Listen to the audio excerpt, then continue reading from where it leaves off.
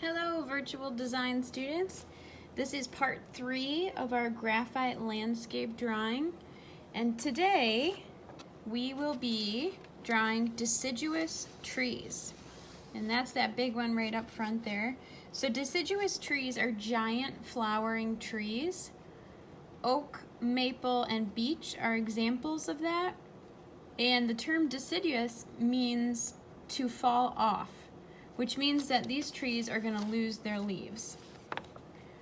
So I want to begin towards the bottom of my work. You'll notice that I've gone in and I've added grass. I need to add some more clouds, so pretend that that's finished. But I want to start with the trunk. And I'm just going to lightly sketch my tree trunk in, knowing that I'll get wider at the base, and as I go up, my trunk is going to get skinnier.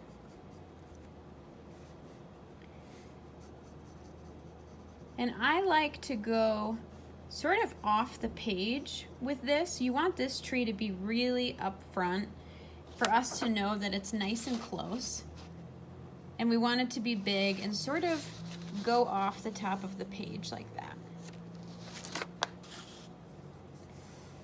So I'm sketching in my trunk.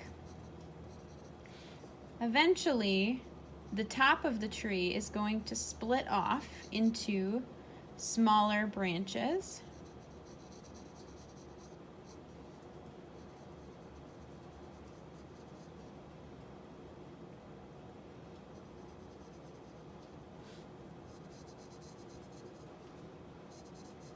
And I'm just really lightly sketching these in.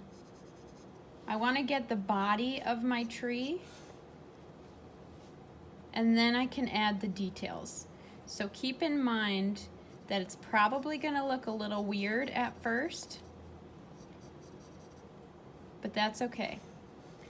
We want to start with the trunk, and now I'm moving into the branches. And I like to have these slightly scattered. So if I have one here, I'm going to have one on the other side a little bit lower.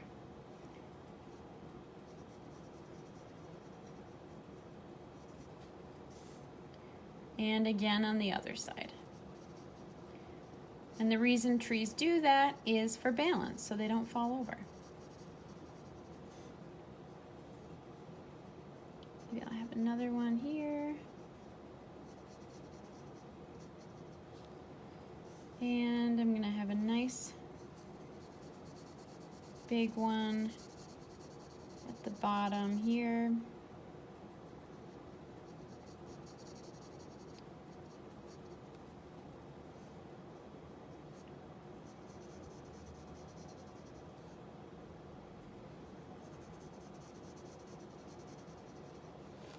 Okay. Now I want to move on to the sticks. So that's going to refine these branches and add a little bit more dimension to them. So that's where you sort of see the tree will sort of Y off, and I say that because they sort of create the shape like the letter Y, or a V would work as well.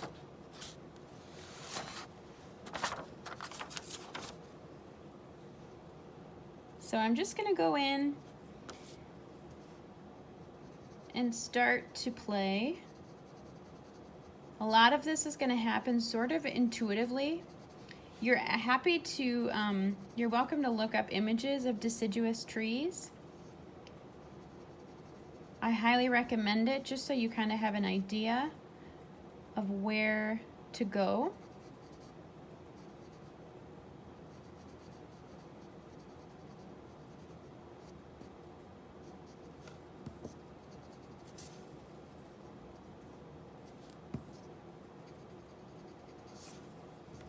It's going to take me a little bit of time to sort of work out the kinks.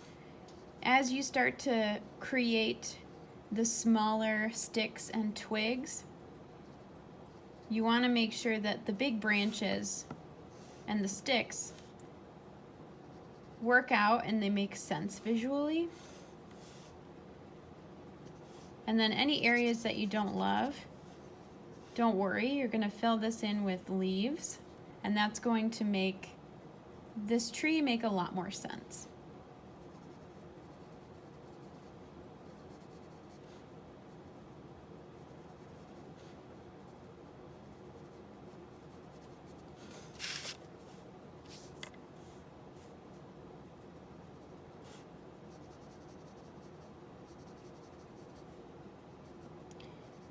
Feel free to have some of your branches go all the way off the page.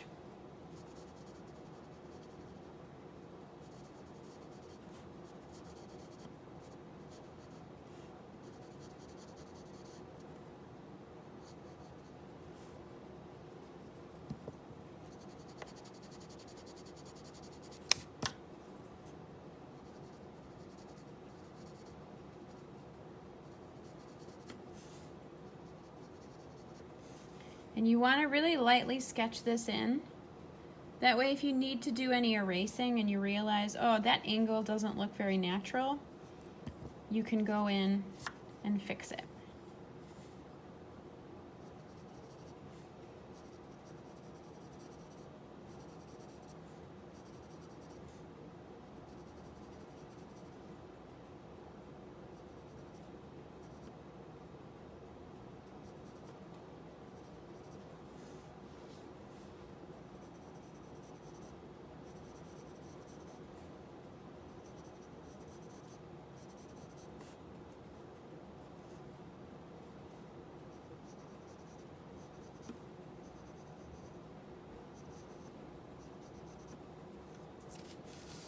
And some of your branches are going to have a little more detail in them than others. You're going to want probably the most branches to come off and sticks and twigs to come off of the base there.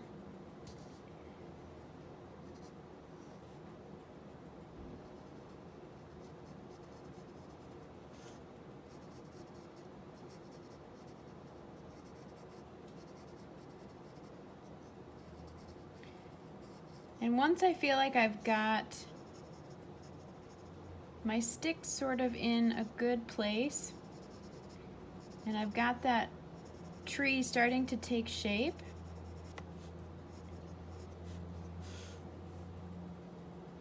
I can now go in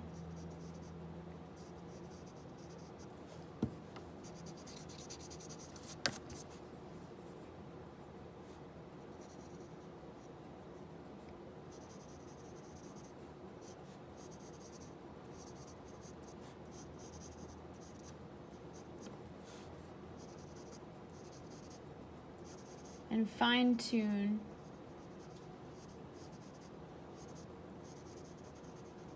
my tree.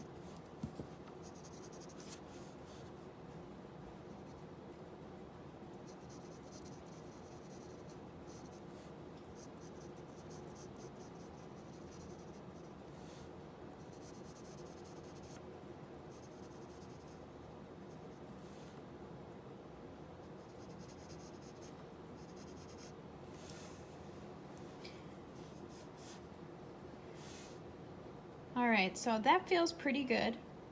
And what I'm going to do now is start to add my sticks and my twigs.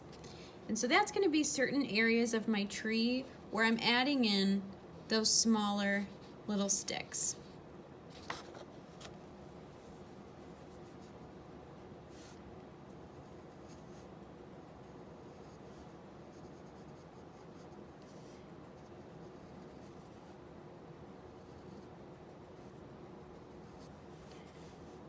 I want to start off by being a little selective where I add my sticks, just because I'd rather add more than go a little too crazy and realize, ooh, that looks really messy.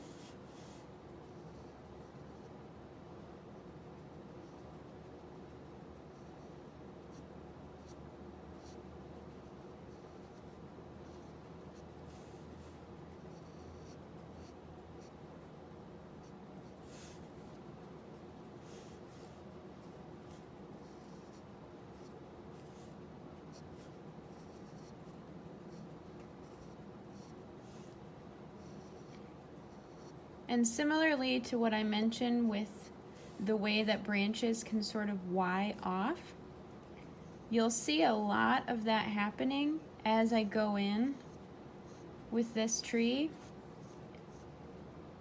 and add branches.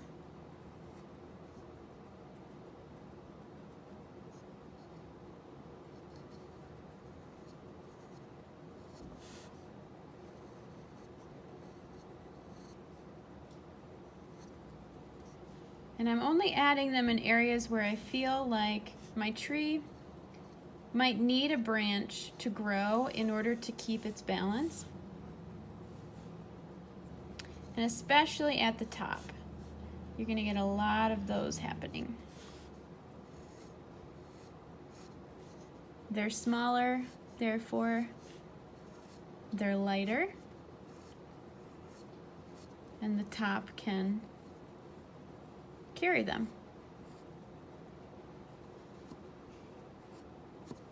And I definitely want to make sure that my tree goes off the top of my page.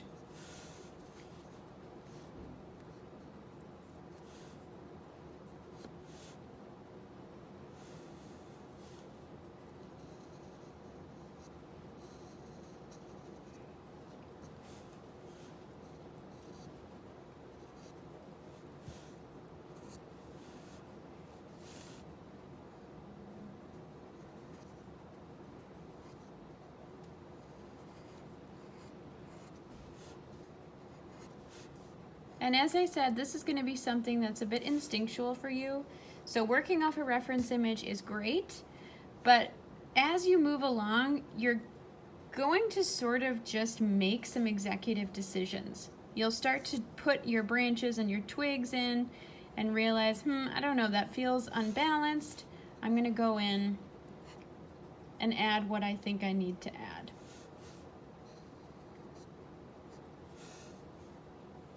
Okay, so I feel pretty good about where this is at. So the next step is our leaves. And probably if you've tried to draw leaves before, you're already stressing out, which is totally understandable. Leaves are a bit of a pain, but I'm going to show you a little technique where you're going to just sort of let your hand move around the paper in this sort of squiggly pattern. Okay, so I'm going to do that all over where I have my smaller sticks and twigs. That's where my leaves are going to be.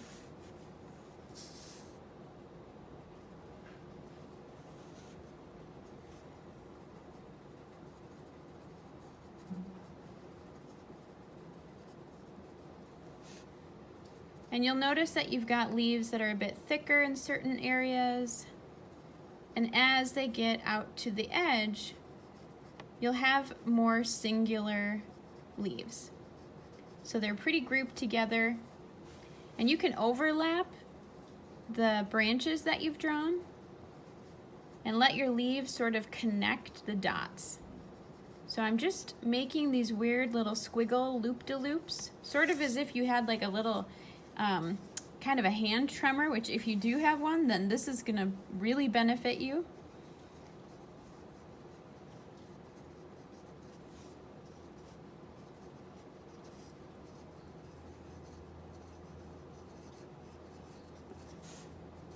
The main thing here is you want to keep your shapes for your leaves really organic and natural looking, a little bit messy. So it's an organized chaos that we've got here.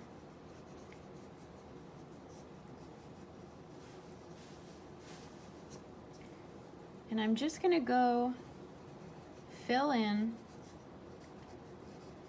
all of these areas. Maybe I start to bring the leaves upward.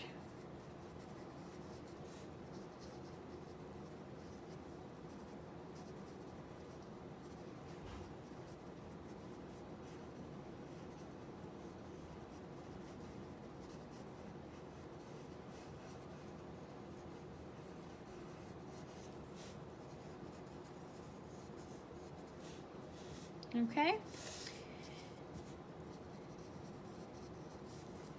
And you'll continue on and finish the rest of your tree, especially at that top portion. That's where you're going to have the most leaves. Ignore those scribble marks that I have up top there. They were examples. Obviously, you will not be having scribble marks in your sky, hopefully.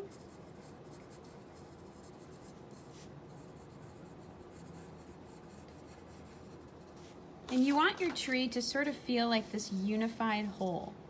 So it's not that you need your leaves to be perfectly shaped. They don't need to look like a Christmas tree. That's not what we're making for this.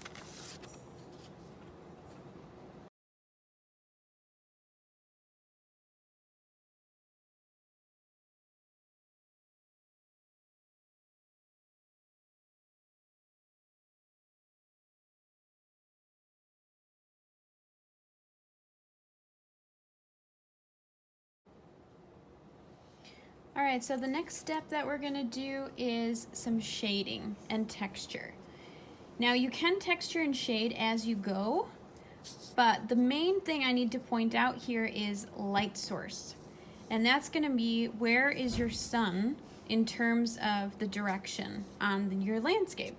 So for me, I'm going to, let's say I'm gonna pretend that my sun is coming up on the upper left side of my paper. So I'm obviously not going to draw a sun, okay? But what I am going to do is understand the way that the light will fall and cast shadow. So the side of the tree that's closest to the sun, which is going to be this left side, since I've chosen the left side for my sun, is going to be the lightest. And then the right side of my tree trunk and my branches are going to be the darkest. So what I want to do is go in and start to add some shadows and shading with my pencil, knowing that the right side of all of my branches and my trunk are going to carry the shadow. Now once you choose your light source for this tree, it's going to be the same on all of the other trees you do, because don't forget, you have to have at least 10 trees in this assignment, and they should be different. So what I'm doing right now is just going through and adding some shadow onto that right side of each branch. And now I'm going to continue that shading into the rest of my trunk. And what you want to do here is, through shading and highlighting, you're manipulating the value to create what looks to be a three-dimensional tree. Now I prefer that you start light, as always, and you can work yourself into some deeper, more dramatic contrast.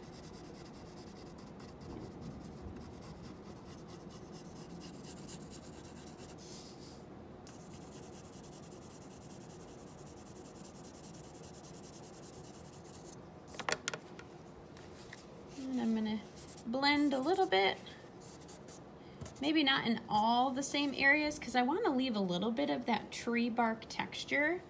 So when I'm blending, instead of how I blend the sky where I have these small little circles, I'm just sort of more doing like a dab, okay? Where I'm only grabbing a little bit of my value at a time. And now I'm going to start adding that shading into my other branches.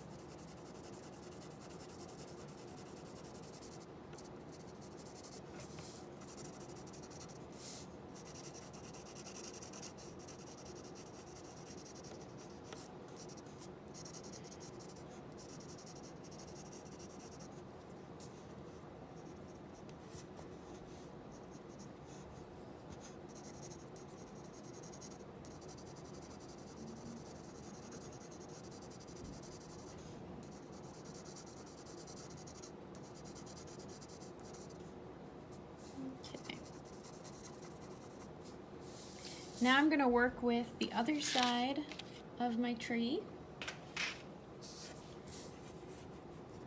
And just put the shadows that are going to be the farthest away from my sun. So that's going to be the underside of my branches.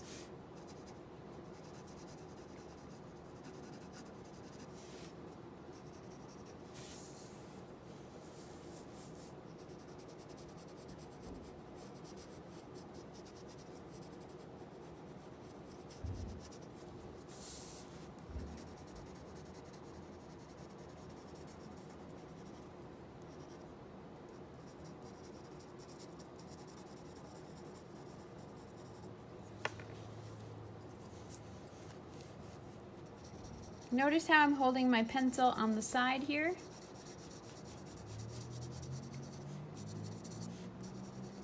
That's going to help me create smoother texture and prevent me from adding too much value right away.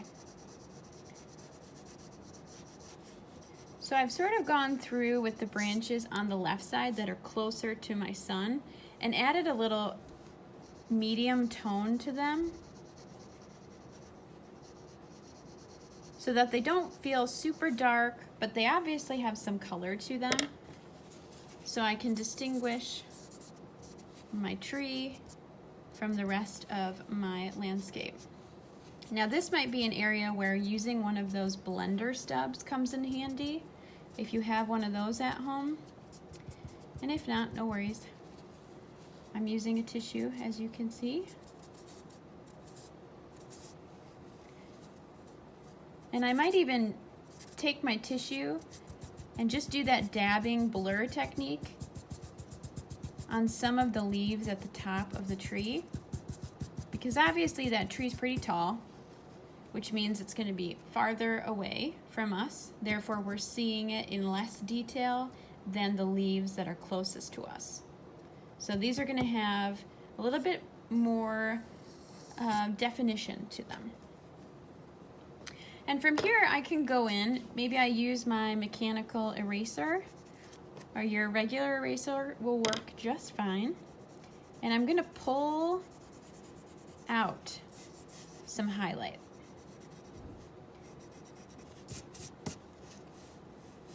And I'm going to do that, not everywhere, but just certain places where the sun might be hitting.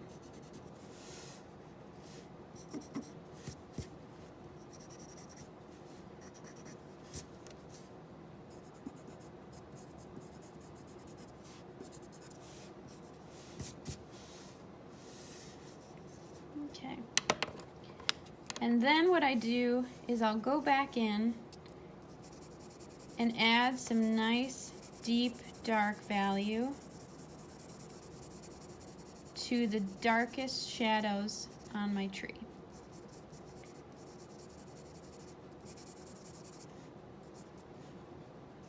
And you can actually add just the faintest little shadow to the left of the highlight.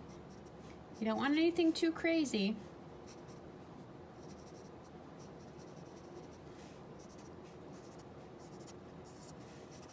But sometimes a little bit of definition at that edge, only in some areas, really makes that highlight pop even more.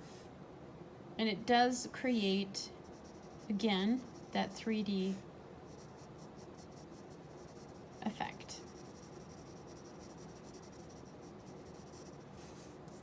And if you want, you can add a little bit more texture to the tree. I'm just using my pencil in random little lines to create some texture at the base, which is closest to us, which means we have a better view of what's going on. And that will fade as we move up. Okay. All right, folks, there you have it, deciduous trees. Tomorrow we will learn about conifer trees. And stay tuned for that next part.